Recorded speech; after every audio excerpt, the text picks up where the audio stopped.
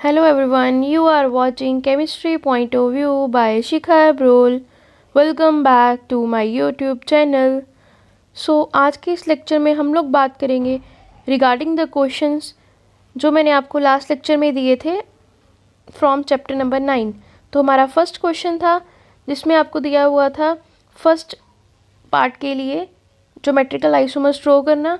तो फर्स्ट वाले में आपके पास 3 बाइडेंटेड लाइगेंड हैं तो उनका ज्योमेट्रिकल आइसोमर पॉसिबल नहीं है। सेकंड का आंसर था 3 अमोनिया थे, 3 क्लोरीन थे, तो हमारे पास ज्योमेट्रिकल आइसोमर में एक फेशियल आइसोमर बना और एक हमारे पास मेरिडियनल आइसोमर बना।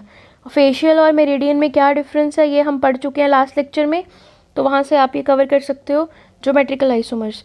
Now the next question is draw the structures of optical isomers. यहाँ पे 3 पार्ट हैं। फर्स्ट पार्ट में हमारे पास C2O4 बाइडेंटेड लाइगेंड है, ऑक्सो जिसको बोलते हैं, तो इसका एक डेक्स्ट्रो बनेगा और एक लीवो बनेगा। बाय कन्वेंशन एक को हम डेक्स्ट्रो बोलेंगे, एक को लीवो बोलेंगे। जैसे हम लोगों ने लास्ट लेक्चर में किया था, एक मिरर इमेज को पॉजिटिव बोला था, दूसरे वाले को नेगेटिव। तो ये है हमारे पास फर्स्ट कॉम्प्लेक्स का ऑप्टिकल आइसोमेरिज्म। अब हम सेकंड क्वेश्चन की बात करेंगे जिसमें हमारे पास है प्लेटिनम, देन 2 क्लोरीन है और 2 इथिलीन डायमीन यूनिट है और कॉम्प्लेक्स के ऊपर चार्ज है 2 पॉजिटिव। इस कॉम्प्लेक्स में सेंट्रल एटम प्लेटिनम के सराउंडिंग में जो हमारे पास कॉम्प्लेक्स बनेगा, 2 ब्रिजिंग लाइगेंड्स आ गए, 2 आपके पास आ गए ये बाइडेंटेड लाइगेंड्स और 2 क्लोरीन है। और सिमिलरली इनकी मिरर इमेज बनी, तो एक पॉजिटिव और एक नेगेटिव, और ये मिरर इमेज सुपर इम्पोज नहीं करती, तो आप इनको नेमिंग कर सकते हो प्लस और माइनस, डेक्स्ट्रो और लीवो। ये था सेकंड ऑप्शन जो सेकंड क्वेश्चन था 10th क्वेश्चन का सेकंड पार्ट, राइट। अब हम बात करेंगे थर्ड पार्ट की। ये था थर्ड पार्ट जिसमें हमें दिए हुए हैं 2 अमोनिया, 2 क्लोरीन और एक इथिलीन डायमीन यूनिट, और इसमें हमारे पास कुछ इस तरह के ऑप्टिकल आइसोमर्स बनेंगे। सेंट्रल एटम क्रोमियम के सराउंडिंग में 2 अमोनिया हैं, 2 क्लोरीन है और एक EN यूनिट है।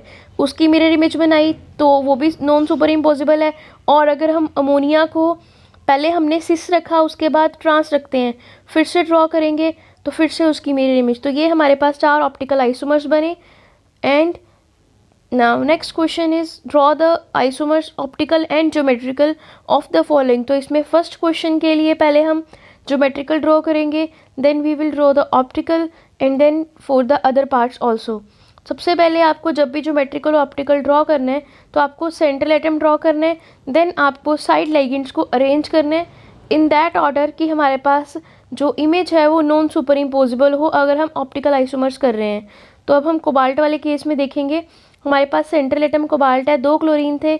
अगर 2 क्लोरीन सामने लगेंगे ऑपोजिट तो हमारे पास फर्स्ट वाला स्ट्रक्चर बन रहा है और दिस इज़ द ट्रांस, और इसकी जो मिरर इमेज है वो सुपर इम्पोजिबल है, तो ये ऑप्टिकली इनएक्टिव है। बट अगर आप क्लोरीन को सिस लगाओ तो ये नॉन सुपर इम्पोजिबल है और दिस इज़ ऑप्टिकली एक्टिव।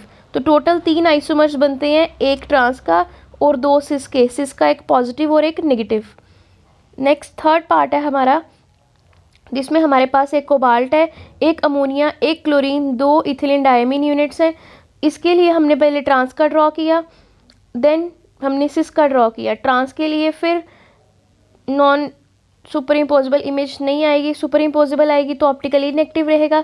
सिस के केस में हमारे पास पॉजिटिव नेगेटिव, डेक्स्ट्रो और लीवो दोनों बनेंगी।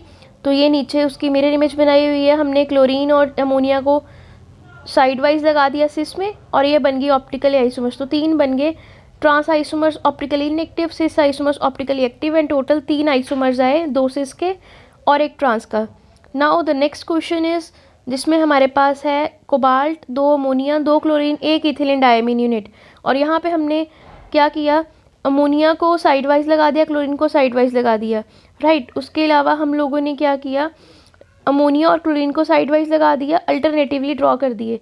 तो आपकी स्क्रीन पे 4 स्ट्रक्चर्स आ रहे हैं, ये हैं isomers of this third part जिसमें हमारे पास कोबाल्ट है, अमोनिया है, chlorine and ethylene diamine unit है, right. After this last question है जिसमें आपको जितने भी ज्योमेट्रिकल आइसोमर्स है सारे लिखने हैं और कितने इसमें से ऑप्टिकल आइसोमर वो भी बताने हैं। तो यहाँ पे हमारे पास क्वेश्चन था platinum, ammonia, bromine, chlorine and pyridine. तो चारों लाइगेंड्स डिफरेंट हैं, तो इसकी जितनी मैक्सिमम पॉसिबिलिटीज़ बनती हैं जो हमने लास्ट में किया था MABCD टाइप वही टाइप है ये। तो जितने भी आइसोमर्स हैं अबव बने हैं ये सारे के सारे ज्योमेट्रिकल और इनका ऑप्टिकल एग्जिस्ट नहीं करता। So after these questions we will start with our next topic, that is Werner theory. Werner theory is a very important theory from this chapter. So इसका first postulate है a central metal atom exhibit two type of valencies named as primary valency and secondary valency. अब ये primary और secondary valency क्या होती है? Primary valency represents the oxidation state or number. It represents the oxidation state or oxidation number of central metal atom. For example हमारे पास complex है given example में K3FeCN6, यहाँ पे आयरन का ऑक्सीडेशन स्टेट है +3 और ये फाइंड कैसे करनी है यहाँ पे विजिबल आप चेक कर सकते हो। So therefore primary valency of iron in this complex is +3। तो जो कॉम्प्लेक्स है उसकी जो वैलेंसी आएगी ऑक्सीडेशन स्टेट आएगी मेटल की वो होगी प्राइमरी वैलेंसी सेंट्रल एटम की। और अब थर्ड पोस्टुलेट है सेकेंडरी वैलेंसी कॉरस्पॉन्ड्स और represents the coordination number of central metal atom. Central metal atom जो कॉम्प्लेक्स के अंदर है उसकी जो कोऑर्डिनेशन नंबर है वो सेकेंडरी वैलेंसी है और उसकी जो ऑक्सीडेशन स्टेट थी वो प्राइमरी वैलेंसी थी। तो यहाँ पे आयरन CN6 6 साइनाइड लाइगेंड के साथ बॉन्ड बना रहा है तो उसकी सेकेंडरी वैलेंसी रहेगी 6, EDTA में ये रहेगी 6, सिमिलरली EN के लिए 4। Now the fourth postulate is a central metal atom can satisfy both primary and secondary valencies. Primary valency is satisfied by the negative charge ligands whereas secondary valency is satisfied by both neutral or negatively charged ligands. और example दिया हुआ है यहाँ पे complex का। Okay, primary valency को satisfy करता है negative charge ligand because central metal के ऊपर पॉजिटिव चार्ज रहता है और जो सेकेंडरी है उसको न्यूट्रल और negative charge ligand. The fifth postulate is primary valency is ionizable whereas secondary valency is non-ionizable. That means primary valency very कर सकती है पर secondary valency वेरी नहीं करती। जो ऑक्सीडेशन स्टेट है वो वेरी कर सकती है पर कोऑर्डिनेशन नंबर वेरी नहीं करता। सिक्स्थ है ligand satisfying the secondary valency are directed towards the fixed position in 3-dimensional space. Therefore the ligand satisfying this valency, और ये आपको दिया हुआ यहाँ पे डायरेक्शनल और नॉन डायरेक्शनल करेक्टर आप चेक कर लो आराम से। देन द नेक्स्ट एग्जांपल है हमारे पास 4 कॉम्प्लेक्सेस ड्रॉ किए हुए हैं। एक कॉम्प्लेक्स में 3 chlorine out of the complex है, एक कॉम्प्लेक्स में क्लोरीन अंदर जा चुका है, थर्ड कॉम्प्लेक्स में 2 क्लोरीन अंदर है और लास्ट कॉम्प्लेक्स में 3 क्लोरीन अंदर रहेंगे।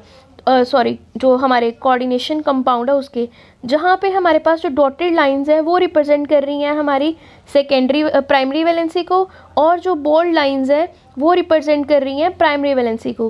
प्राइमरी वैलेंसी में हमारे पास यहाँ पे मेंशन किया हुआ है जो डॉटेड लाइन और बोथ कंबाइंड लाइन के साथ क्लोरीन शो हो रहा है लास्ट स्ट्रक्चर में और सेकेंड लास्ट स्ट्रक्चर में, वो ड्यूल नेचर शो करते हैं। वो उनकी प्राइमरी वैलेंसी को भी अरेंज कर रहा है और वो उसकी सेकेंडरी वैलेंसी को भी अरेंज कर रहा है। बट फर्स्ट कॉम्प्लेक्स में हमारे पास जो गिवन है कोबाल्ट, इसके जो 6 डार्क बॉन्ड हैं अमोनिया के साथ वो सेकेंडरी वैलेंसी को सेटिस्फाई कर रहे हैं और बाकी जो है वो प्राइमरी वैलेंसी को सेटिस्फाई करेंगे, राइट।